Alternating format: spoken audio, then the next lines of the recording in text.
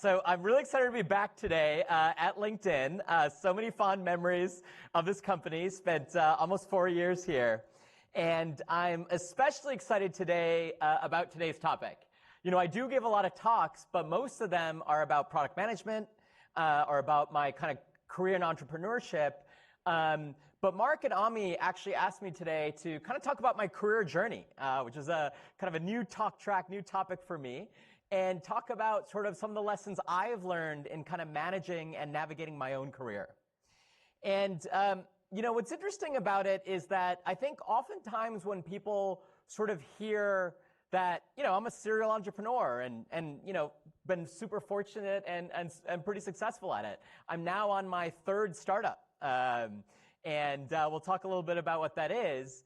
But I think what's interesting is people often sort of hear that and think, okay, you know, Sachin must have found his calling of being an entrepreneur early in his life.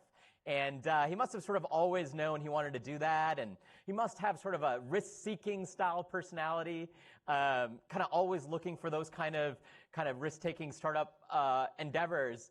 But that's not my story. That's not how I got into entrepreneurship. That's really not the journey I've had into ultimately finding my dream job in entrepreneurship, but it doesn't look like that straight path.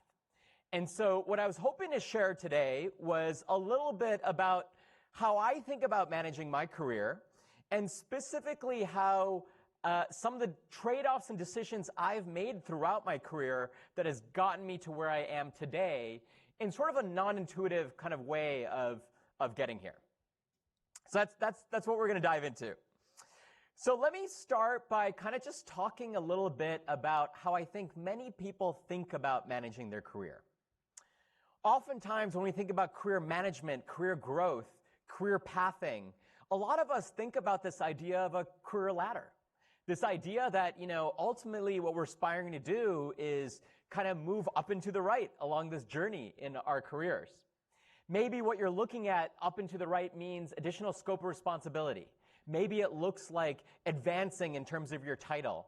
Maybe it looks like increasing your salary. Maybe it looks like increasing your status within the company or amongst your friends and peers. Those are a lot of the notions that we think about when we think about managing a career, kind of moving up and to the right. You know, I personally find this mental model too narrow, a little too limiting in the way we should be thinking about managing our careers. Instead, the mental model I've always had of a career is really as this career maze. This idea that actually there are many of straight paths out there, but that's not the most exciting journey. That's not the most compelling thing that's going to help you find career satisfaction. Instead, this is what I think of, that really there's a broad expanse of career opportunities out there. You can go in any direction, whether it's role or industry or company. And there's so many more options out there than many of us are typically thinking about in our day-to-day job. And of course, in this sort of expanse of options, there's certainly the traditional career ladders for any given role, up and to the right, kind of advancing in your kind of role. But all around you are lots and lots of other opportunities that actually could be really interesting, that could help you get closer to ultimate career satisfaction. And that's sort of the mentality that I've sort of always had when thinking about my career. I actually look at this and get a sense of adventure, that there's so much out there that you could be exploring. You know, when I talk to people about this, sometimes they come back and they think it's kind of daunting, that there's so many career choices out there. Where do you even get started? And actually, the traditional career ladder almost feels simpler and easier and more straightforward to think about navigating your career. What I tell them is that actually, even though this might be daunting, I think we all need to be thinking about this idea that maybe if we just kind of stick along the traditional career ladder, there's this other opportunity out there that might get us to a level of career satisfaction, career fulfillment that we're not exploring currently. And I think that's where there's always this sort of opportunity cost of what else is out there. And so when I think about career satisfaction, I have this like image of my head, and it's of this. How many of you guys remember this moment with Usain Bolt? All right, actually quite a few of you. For the folks who haven't seen this, this is from the 2016 Rio Olympics. This is Usain Bolt, a Jamaican sprinter, in the middle of the 100-meter. And what's amazing about this is the photographer talks about how he got so lucky capturing this moment. And he just happened to have one of his 4 cameras going, shooting the 100-meter. And what you notice is Usain Bolt is not only winning, but he's looking back upon the 7 other fastest runners in the world, handily beating them, and smiling and enjoying himself. And it is just incredible that they got this shot, but that this guy is the top of his game. And he is excelling at his career, not only because he's skilled at it, but my God, he's having fun in the middle of one of the hardest races of his life. And obviously he went on to win it, but this picture is really what I think about we should all be aspiring for when it comes to career satisfaction. This right tweet was actually written around after this picture came out. And this is sort of the mentality I have. I want to be 1/10 as good at anything as Usain Bolt is at smiling while dusting the fastest people on earth by 2 strides.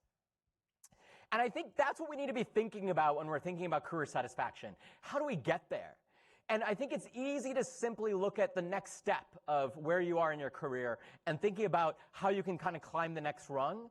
But when you're really looking across the jungle of opportunities, there might be one just a bit higher that gets you to a level of career satisfaction that we're not there yet. This is what I always aspire for in my career, and I'm still on this journey of trying to get there.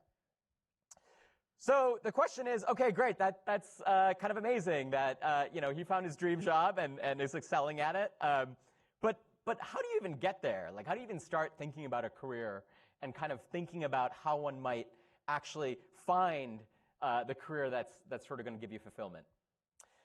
So the way I think about this is really as a hunt.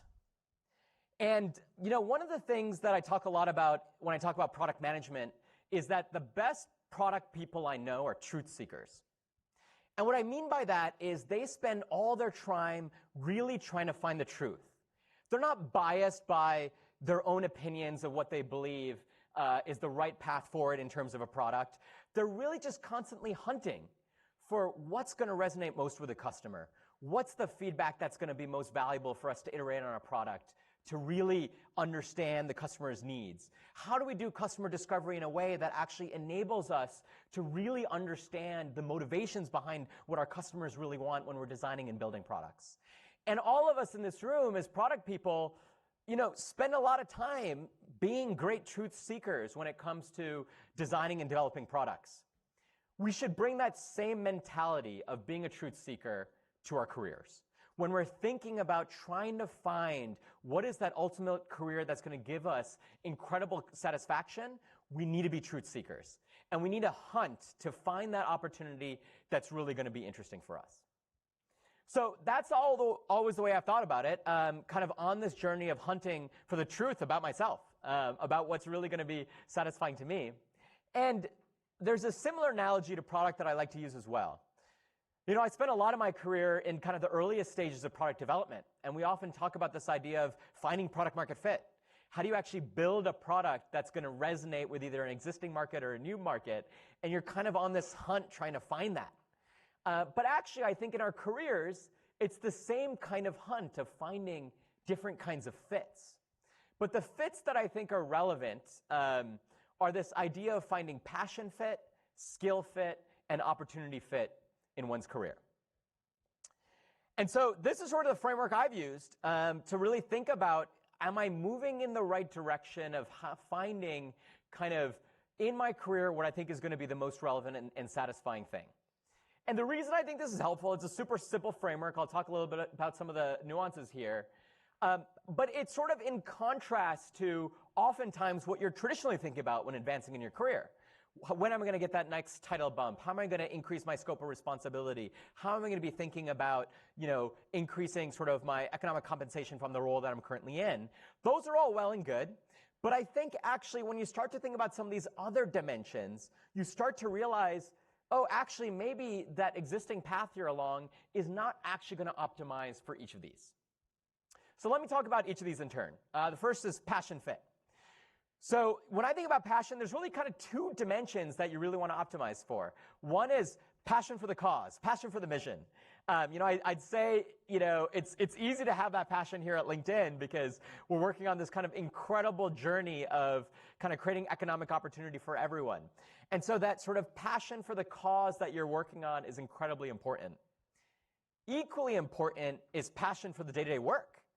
So, you should certainly be passionate about the cause, but you want to be passionate about what you're doing every day, how you're spending your time. You're going to be spending 8+ hours every single day for the rest of your life working.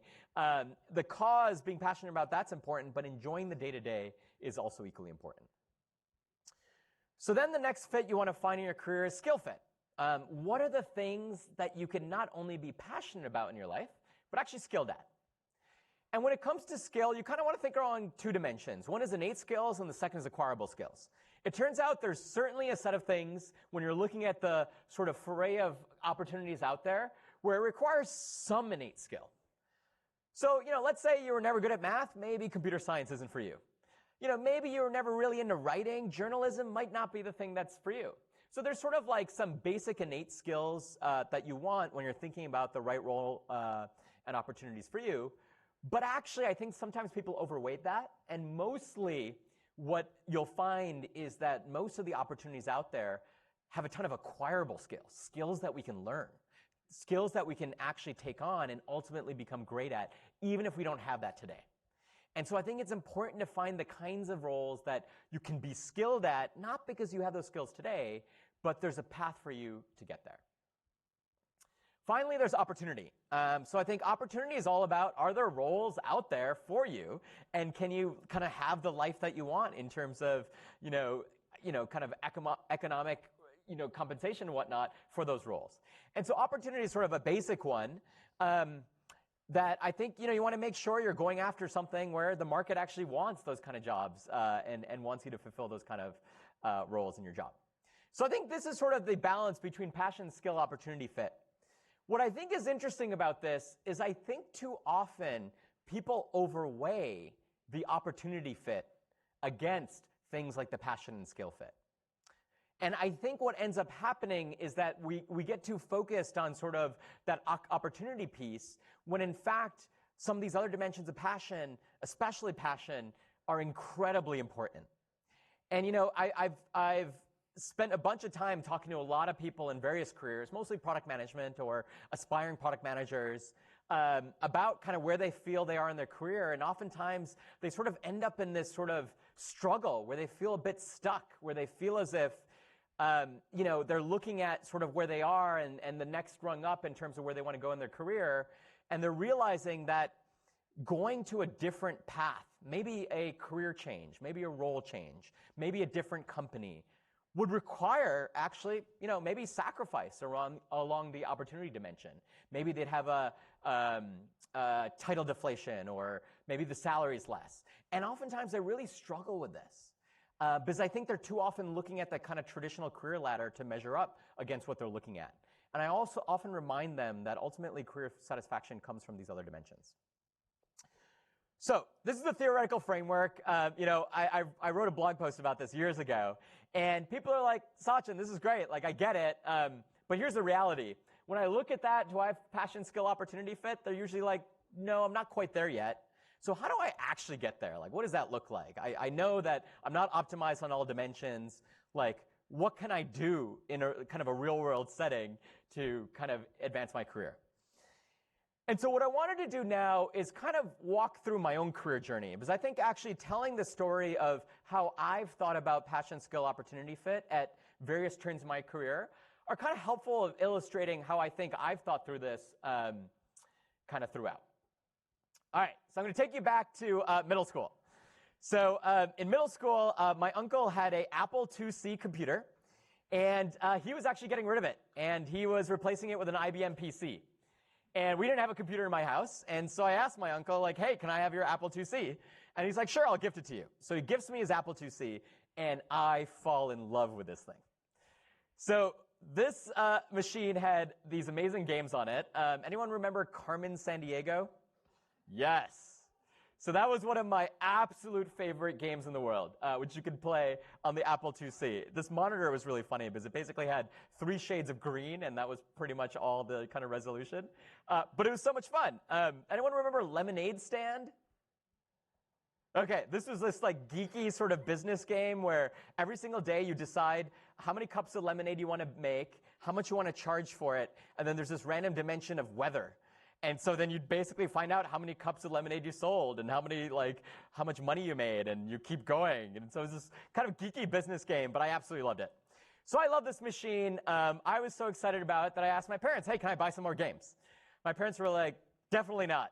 This is a waste of time. Why would you spend your time on this? Being traditional Indian parents, my parents thought computers were all for games and not very helpful, and aspired for me to be a doctor, and this was sort of kind of getting in the way of that. And so I'm like, okay, well, if I can't actually buy games, maybe I can make them. So I learned that this thing had this programming language called Apple Basic, and I started making these text-based adventures where, like, you'd literally be in a dungeon, and do you want to move left, right, or, forward? You'd type forward, and then it'd be like you were stabbed by a dagger, start over. And so, like, I make these just stupid games, and, my friends would play them. And eventually we got our PC, and I learned Visual Basic, started creating all these utilities. And I remember in freshman year of high school, someone had told me that there's this job out there called software engineering. And I was ecstatic. I couldn't believe that someone was going to pay me to do the thing I do as a hobby for fun on the side. And I'd found my calling. I knew I was going to go do software, and that was sort of the thing that was super exciting to me. And I think I was super lucky to discover this early on. So you might think that's the end of the journey. Great, like he's figured out what he wants to do. Lucky him. But actually, now this is actually where it starts to get kind of interesting and kind of confusing. So I decided I was going to study computer science. My role model at the time was this guy, Bill Gates, started Microsoft, and I kind of had read a little bit about his story and heard that, not only did the guy kind of build software, but then he sold software. And I'm like, maybe I need a business education in addition to sort of a software education. So decided to go to UPenn, studied both computer science as well as finance in the Wharton School. So I knew, okay, great, I'm going to go do that. But what was fascinating is when I got to Penn, I knew I wanted to do business, but the top major you can do at Wharton is finance. And I'm like, oh, I'm a math geek, so yeah, sure, let's do finance. And so I decided to do that, and then sort of I got excited about various roles where I can bring finance and technology together. And so I ended up getting incredibly lucky and being able to be an intern at Goldman Sachs. So here's me as an intern at Goldman Sachs in my sophomore summer of college. And, at first, when I first joined this, I was like, this is amazing. I think I found my dream job because I get to, work on finance as well as software development. So I was working on this division called banking technology. We wrote software for the investment bankers. So all the CRM software that they use, all the trading software that they use, that was our job, to build that software. And so I did this internship, had an absolute blast living in New York City for the summer, and was like, okay, great. It turns out everyone at Wharton sort of aspires to work at a company like Goldman, Morgan, and especially at this time. But I found myself unfulfilled. That I actually was a little bit surprised by this, but I was like, writing software for investment bankers, it was cool writing the software, but what are we doing with ourselves? What's the main purpose here? And it sort of was just helping Goldman make more money from its clients and help them kind of, optimize IPOs and, optimize trading platforms. And it just lacked this sort of meaning that I really thought I would have from going into software. And so instead of going back the next summer to Goldman, which would have been the easy choice, I decided to look afield to see if there was something else I could go do with my summers. I ended up actually getting an internship at Microsoft. And what was fascinating about it was I got an internship at Microsoft, and I wasn't actually just interning as a software engineer. The recruiter had mentioned to me that there's this role called program management, which obviously we call product management here. I knew nothing about the role. All I knew was that it was something where you kind of help guide software development, you kind of figure out what the product requirements might be, but you're not actually coding. So I figured, hey, why not try this out? So this is me in the summer interning at Microsoft. The really funny thing about this is you can see the wardrobe change between the East Coast and the West Coast. I remember probably the biggest thing I was excited about when I went to Microsoft. I remember it was in the middle of summer. I was interning there. I was literally in the office in shorts and sandals, and that was like acceptable wardrobe. And I'm like, this is the best way to work. But so I interned at Microsoft.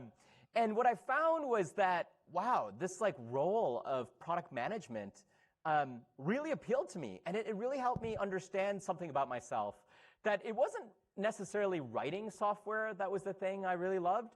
It was solving people's problems through software that got me really excited. And that's when I was like, okay, this program management thing is something that's really interesting. And maybe this is actually what I want to go do. So at the end of the summer, I ended up kind of going back and having to decide what I want to do with my life. And it turns out I got offers from both Goldman and Microsoft. And Goldman was eager to have me back. And I started trying to decide what I wanted to do. And, actually at the time, I really struggled with this. I took some real time to think about this. And here's why. Turned out the Goldman offer was 50% more compensation. And so it turns out in that year, 2005, when I was graduating, bonuses on Wall Street were kind of absurd and they were amazing. So, if the bonuses that year looked anything like they did the last couple of years, it would literally be 50% more if I worked at Goldman. All of my friends from Penn were going to New York City. If they weren't going to Goldman, they were going to Morgan, they were going to all these other consulting firms and banking firms. And so most of everyone I knew was going to New York. And here I was being like, well, I could do that, but there's something about this role of program management, about really working in a technology company that I was really excited about.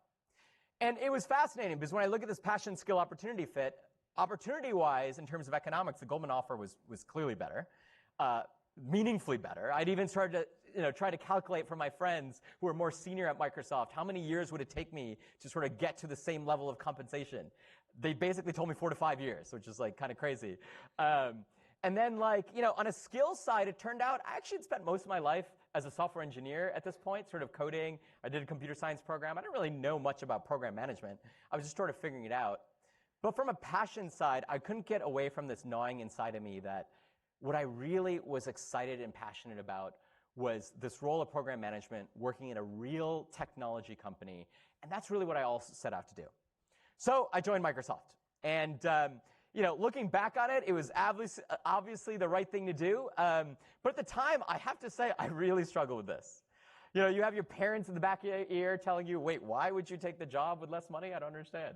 I had all my friends going to New York. Actually, many of them were like, wait, I thought you got a job at Goldman. Why are you going to Microsoft? So it felt actually countercultural at the time to go do that. But I did it. And I absolutely loved it. It was the right decision for me because I fell even more in love with this role of program management. So I was at Microsoft working in program management, loving it. And I was about a year and a half in. And things were going really well. I'd been promoted twice from a PM to they had various levels. So I was a kind of more senior PM.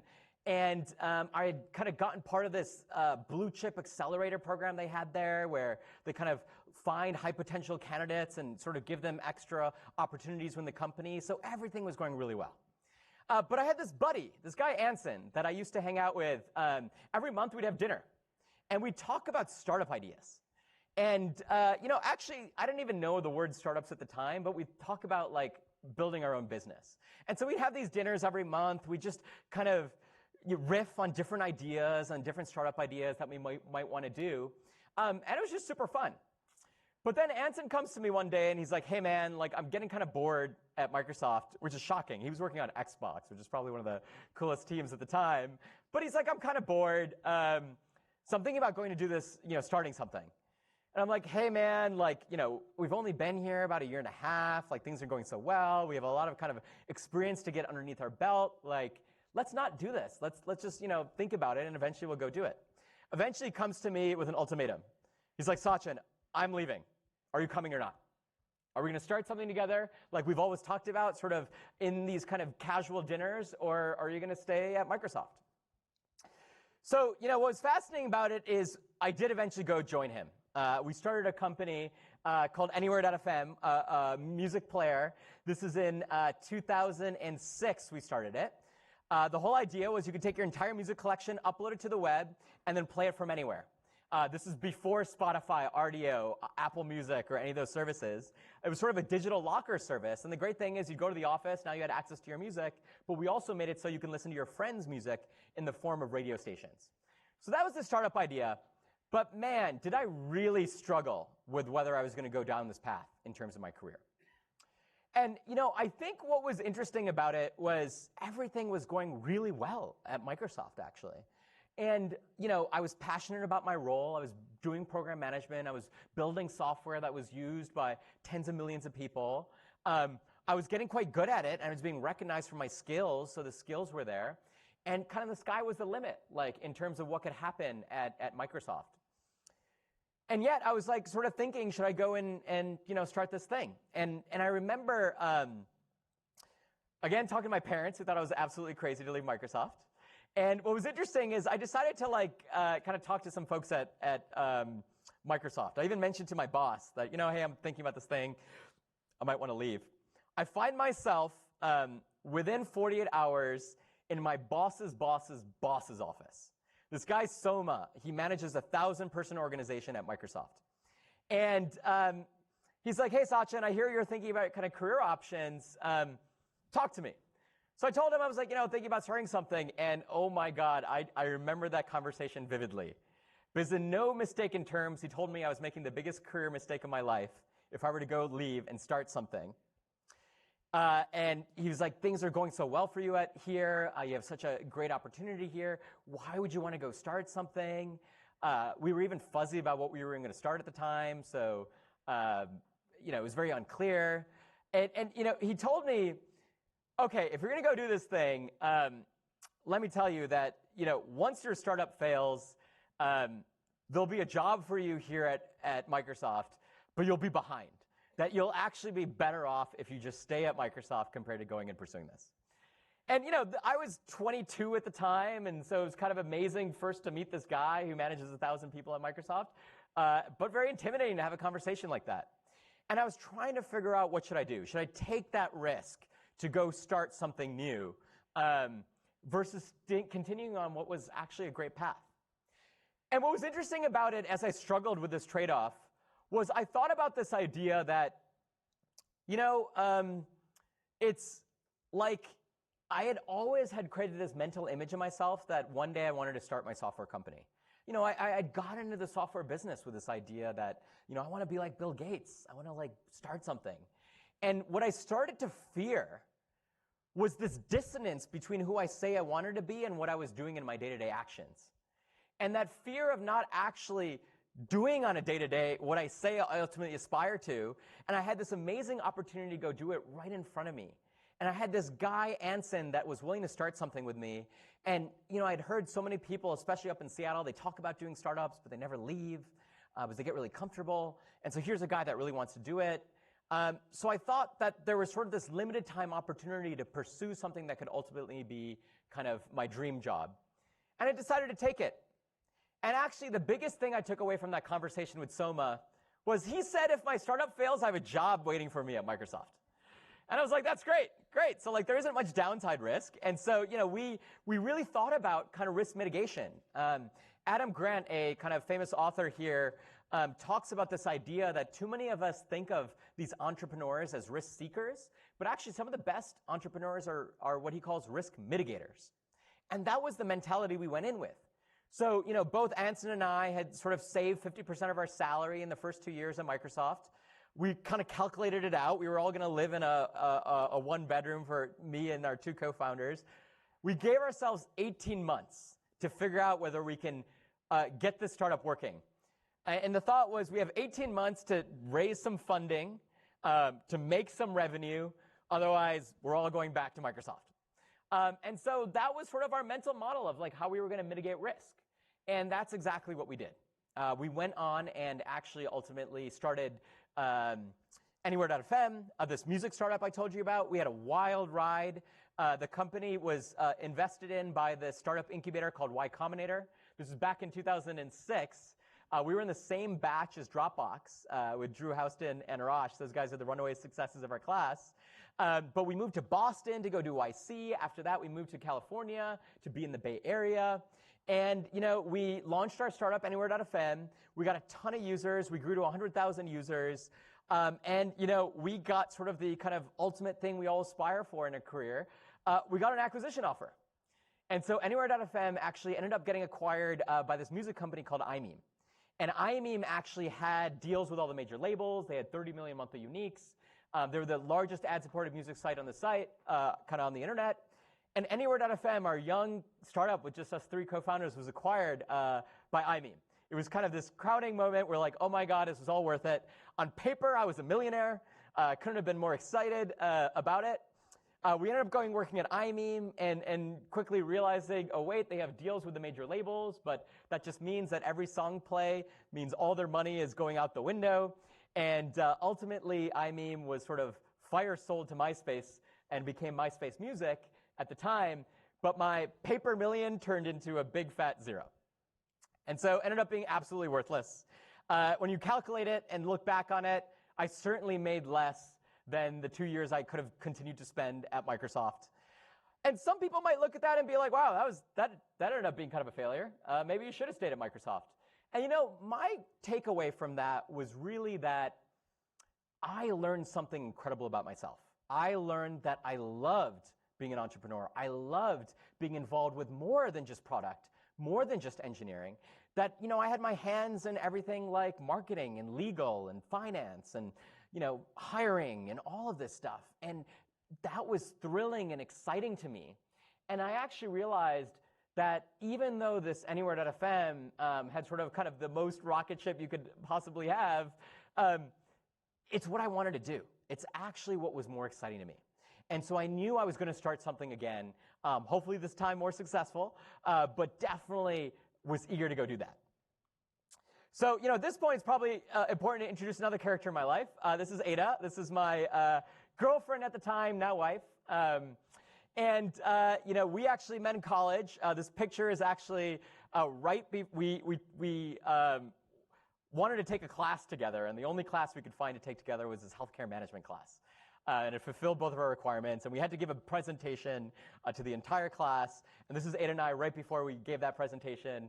And I still remember the teacher was like, wow, you guys were like newscasters. You were like finishing each other's words. And we loved that experience. When I was doing Anywhere.fm, I moved out to the Valley. She moved to the Bay Area. She ended up working in marketing at this other startup called Mochi Media. And what we realized was we were kind of in this place where we were both so passionate about our startups, but working on completely different startups. And actually, it was kind of challenging for our relationship. We actually spent almost no time together.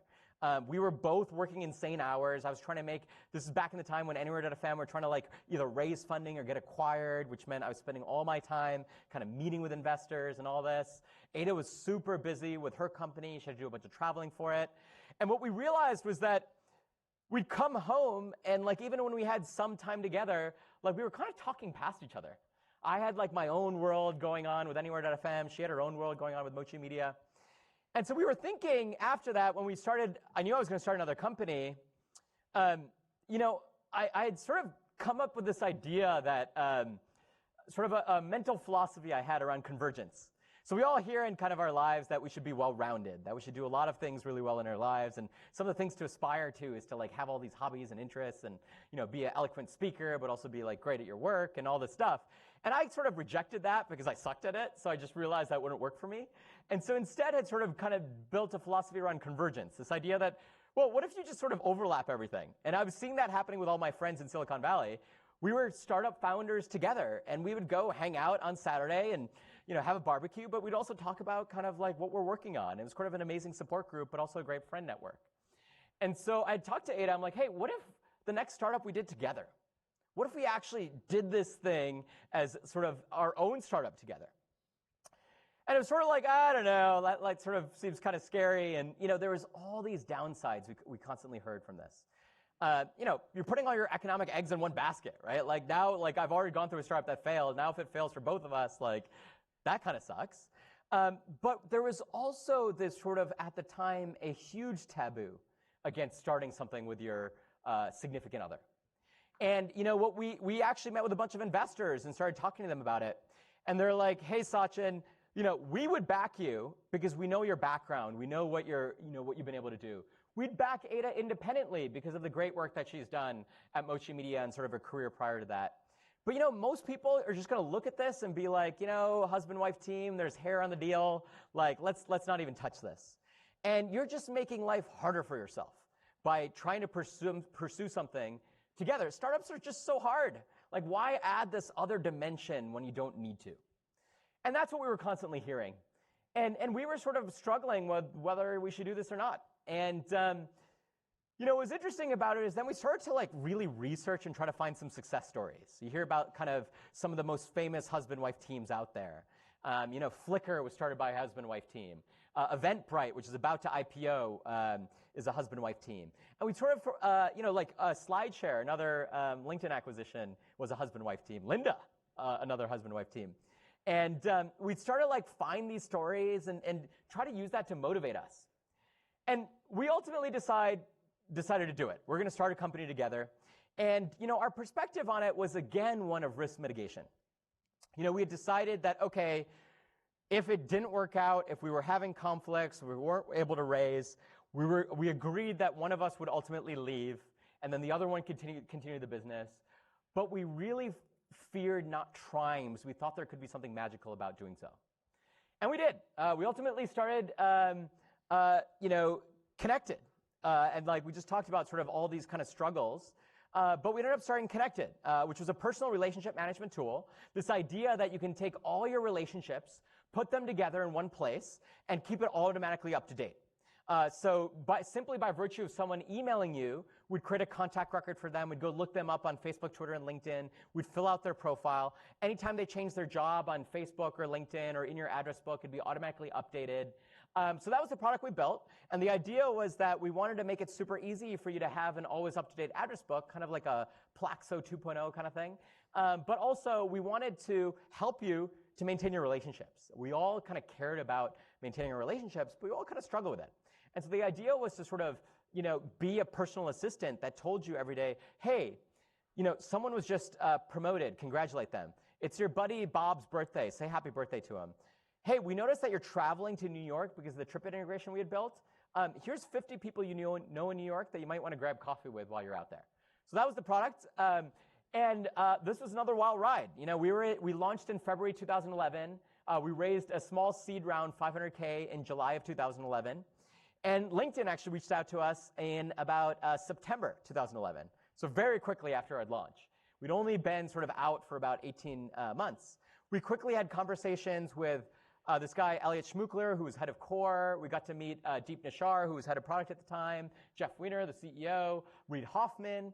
And they sort of kind of convinced us that, I remember kind of a key conversation with Reid where he was talking about how he always wanted to do this sort of address book on steroids on LinkedIn, but never really got a chance to double down on it, and was super excited about what we're doing with Connected.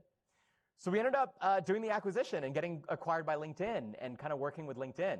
The first 2 years worked on LinkedIn Contacts, which was this kind of product to help you manage all your relationships. We kind of managed the Contacts tab, but a lot of the relationship management functionality that Mark was mentioning, job change notifications, birthdays, and those kind of things. And this is the team that we built. You can see Ada and I kind of in there, but quickly grew the team to kind of over 30 folks across product design, engineering, and what we ultimately call the relationships team, which is kind of an incredible opportunity. And then we ultimately kind of went on to, I ended up kind of incubating the all-new LinkedIn Sales Navigator, which was a premium subscription, as you guys know, that we created for sales professionals.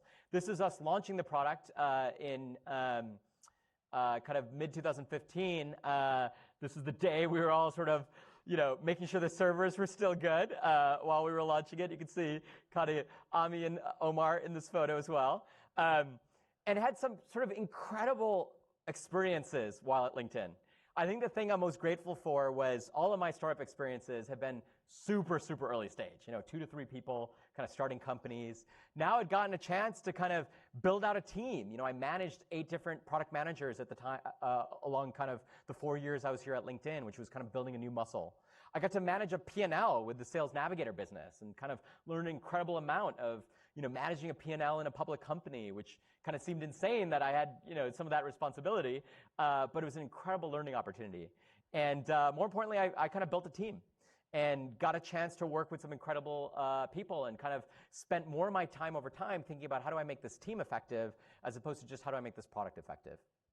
And things were going great. I was at LinkedIn and I'd just been promoted to director and we had launched Sales Navigator. We'd done a couple of iterations on Sales Navigator and was trying to think about what I wanted to do next. And I could have easily stayed at LinkedIn because things were going great. But, Ada and I started talking and we were like, this startup experience that we had, we only really kind of got to do it for 18 months. We never really saw it to kind of this bigger opportunity. And, what I realized was my role at LinkedIn was really shifting to kind of leading a team and sort of almost being sort of a GM of an organization. And the day-to-day was very different than kind of being in the early stages where you're kind of getting your hands wet with every aspect of designing and building a product. And I kind of had an itch and I missed that. And so we started talking like, well, should I stay at LinkedIn? Ada had moved on to become the SVP of marketing at SurveyMonkey. And, we were talking about like, well, we kind of want to do another one together because we never really kind of saw that out. And we thought a lot about it. And what we realized was that there was this kind of deep, deep passion for being at the earliest stages, building a new product in a market, finding product market fit, and creating something the world had never seen before. That ended up being kind of the overarching kind of driving factor of deciding to go leave and start NoChoy. Obviously, from an opportunity perspective, everything was going great at LinkedIn. And I'd sort of, continued to be rewarded for the success that I'd had and had built an incredible amount of skills. And, sometimes I even had a fear leaving 4 years afterwards, after kind of being in a much more senior role. Did I even know how to do anything anymore in terms of like kind of getting my hands wet and like writing code and doing kind of product work myself? But was excited about that mission. And ultimately, Ada and I decided to do it. So I left mid-2015 to go start a new company called NoChoy. And the whole idea with NoChoy was that it's collaborative notes for teams. One of the things we noticed was that when we were working at LinkedIn and Ada was at SurveyMonkey, kind of had this like really interesting challenge where 90% of institutional knowledge never makes it to a doc or wiki that's broadly shared with an organization. 90% of it stays in people's inboxes and Slack these days, in people's heads, in whiteboards. And we constantly asked ourselves why that was.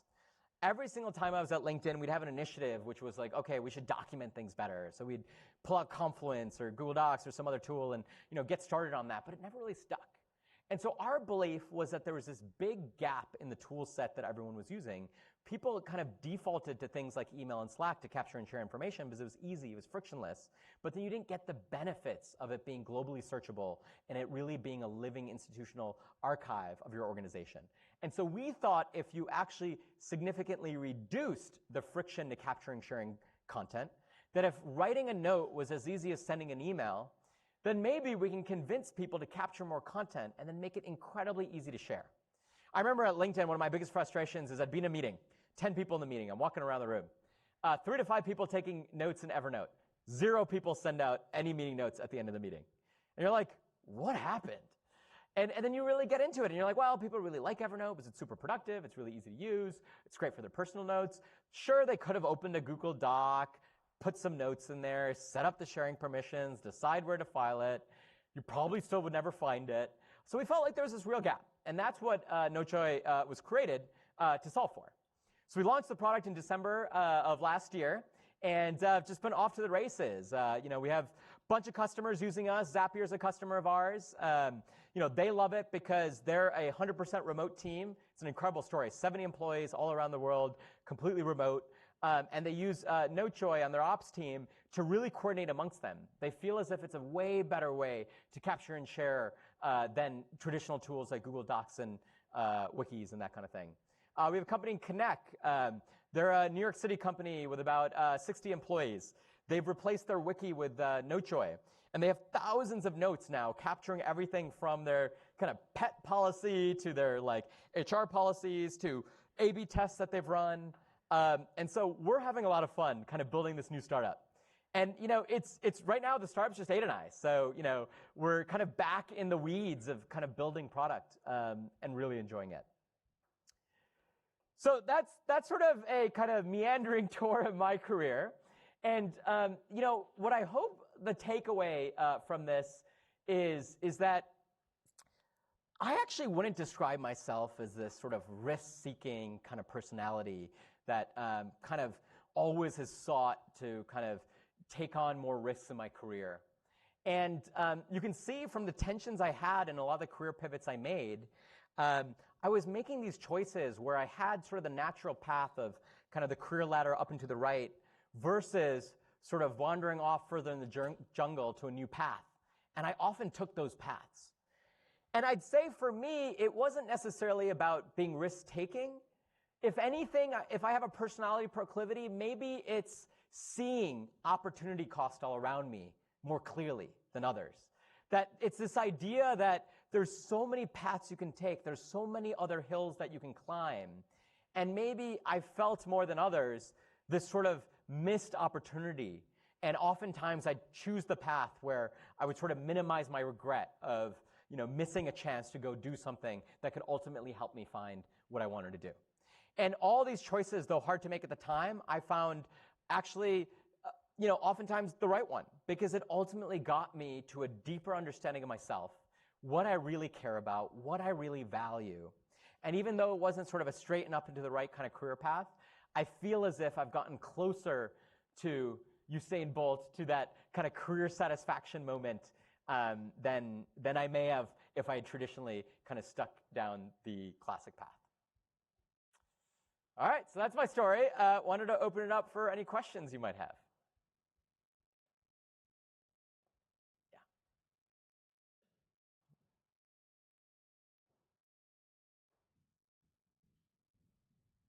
At which point did you decide to leave LinkedIn? What triggered that? Like after the launch of Sales Navigator?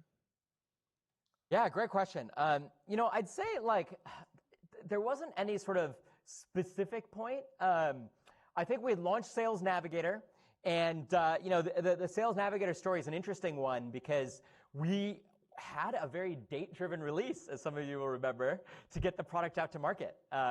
It was really important that we launched to really kind of tell this broader story of like LinkedIn is going beyond kind of recruiting and marketing solutions and entering this new market for sales professionals. And so we launched the product, but we had a lot of initial pains post-launch. There were a lot of bugs to fix. There was kind of some features to go work on. And, I was very much engaged with that after the launch and really kind of focusing on how do we kind of make this product successful. We had internal NPS goals that we were using to kind of goal ourselves on to really understand when this product was working. And it was amazing. We had sort of a stressful 6 months post-launch, but we got to this point where Sales Navigator was doing way better. We'd seen almost a 40-point increase in NPS, which is almost unheard of. And I was thinking about what's next. Okay, we're going to continue to iterate on it. We were thinking about expanding beyond our core product to adjacent markets. And when I thought about that, I was like, okay, when I think about what that role looks like and what I'd be doing, it just sort of felt very different than sort of this early stage kind of fun. And I'd say that it sort of kept gnawing at me at like, wow, okay, great, I'm signing up for that next tour of duty with Sales Navigator to like launch yet another kind of incremental release on the product and whatnot. And started thinking about, well, I think that other path might be kind of something I miss, and sort of started to feel that itch. And I'd started learned through kind of these experiences where I've kind of learned to trust my gut. That I think actually I've made some of these calls where rationally they didn't feel right, but my gut was telling me to do it, and I started to have that feeling. And that's what ultimately kind of got me thinking about might be time to kind of look beyond LinkedIn.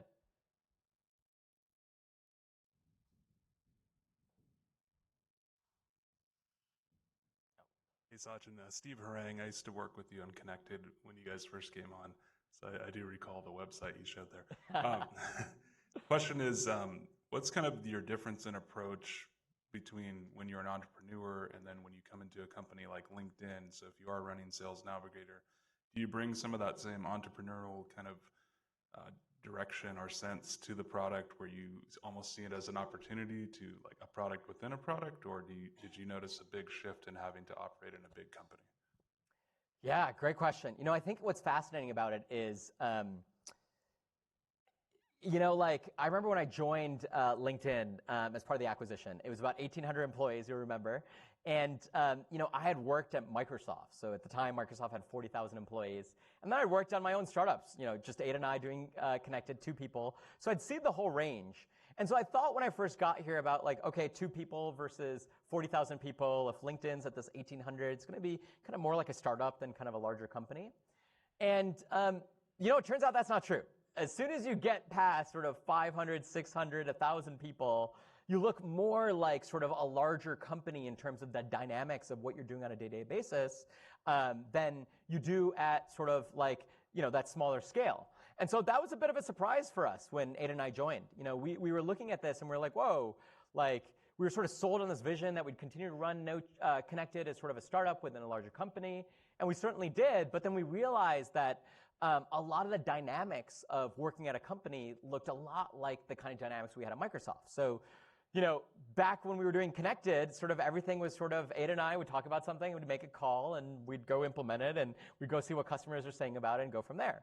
But then we realized that sort of a lot of the skills that we had learned at Microsoft, things like influence-led authority, because none of these like people on my team were reporting to me, or executive management in terms of convincing executive stakeholders to invest in the ideas that we had on how to kind of take Connected and relationships to the next level, ended up being super important.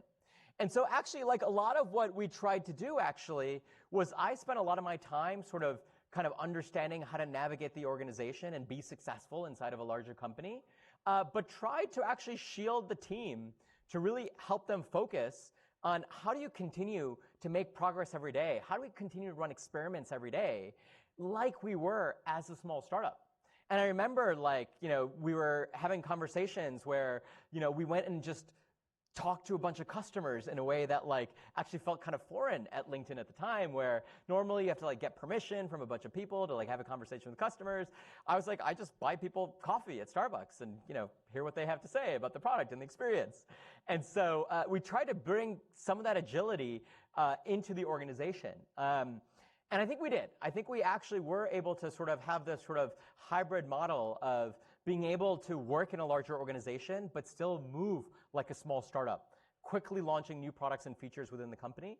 And Sales Navigator, I'd say, is the same thing in that, like, we launched this brand new enterprise-grade product in about 12 months and launched it and, quickly grew it. The business was $200 million in revenue by the time I left, which was just a very fast ramp. And I think without sort of some of that entrepreneurial mentality, it can be very difficult to kind of make that happen.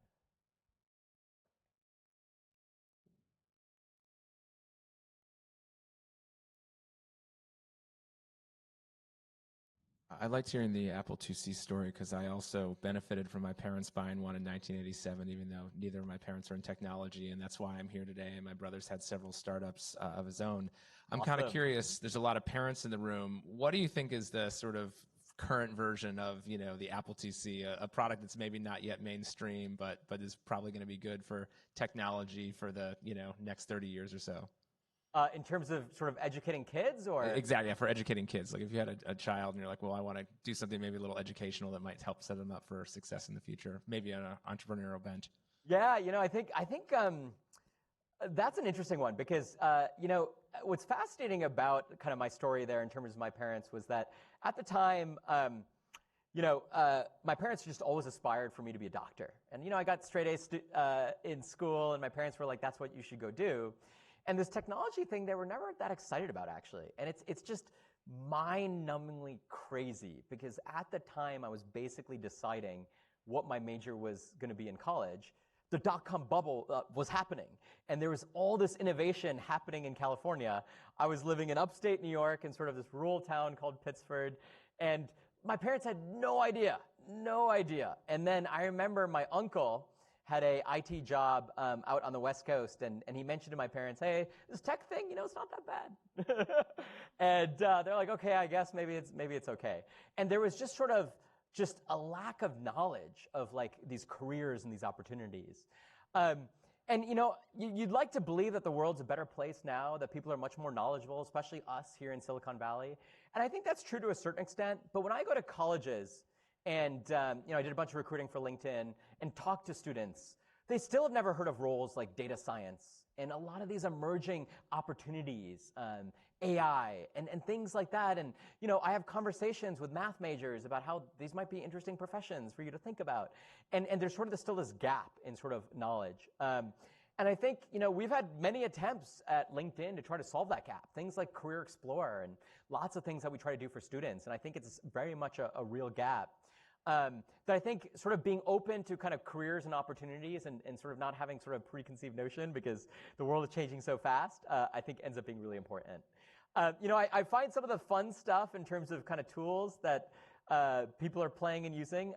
Minecraft is kind of amazing in that what people can kind of create in these virtual worlds. But I've actually been talking to a bunch of startups that there really isn't this simple programming languages and tools that used to exist.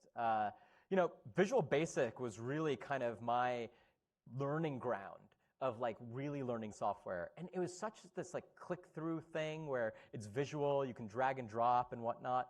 Today, for a kid to learn HTML, JavaScript, and kind of all that, it's very heavyweight.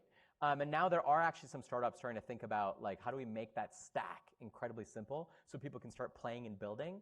And I'm looking forward to some of those. Because I think today, if you had to kind of build apps or websites or mobile apps and stuff, it's pretty heavyweight for a kid to get started.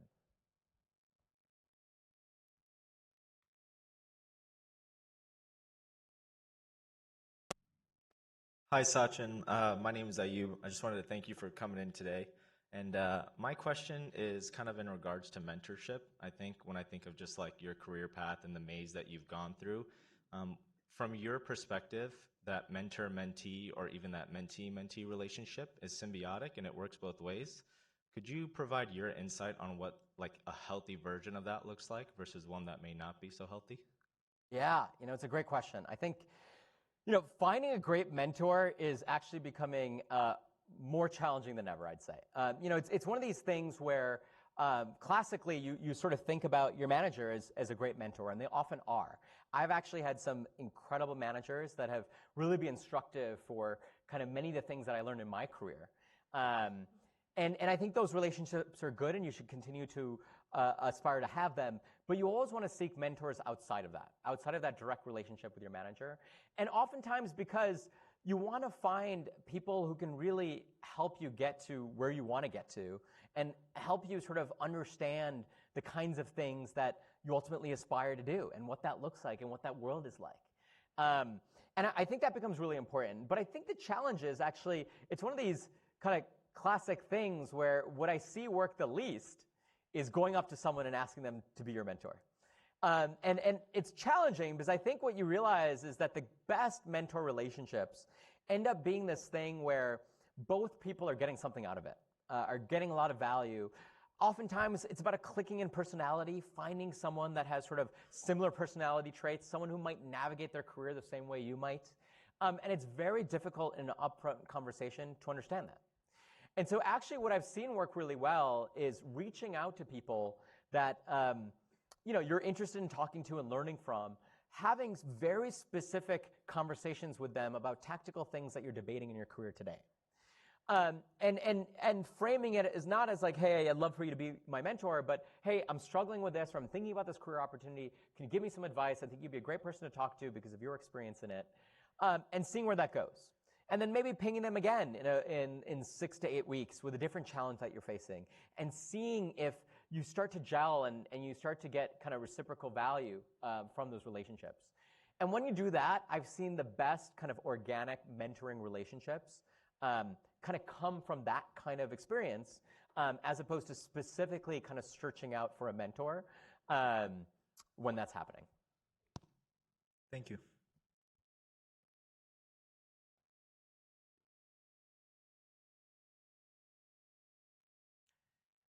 All right.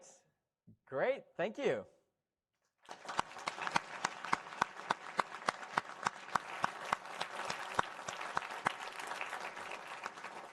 So I'm pretty confident I can speak for everybody in the room that this was incredibly insightful, inspiring. We really appreciate you taking the time to come and meet with us and share your story and insights that we can all take away to apply to our own journeys as we try to figure out how to navigate that crazy maze. I think that was the perfect picture. Like, that is the career path. So thank you very much. We appreciate it. Thank and you. And you are now the proud owner of a product operations coin. Well done. Thank you. Thank you again. Thank you.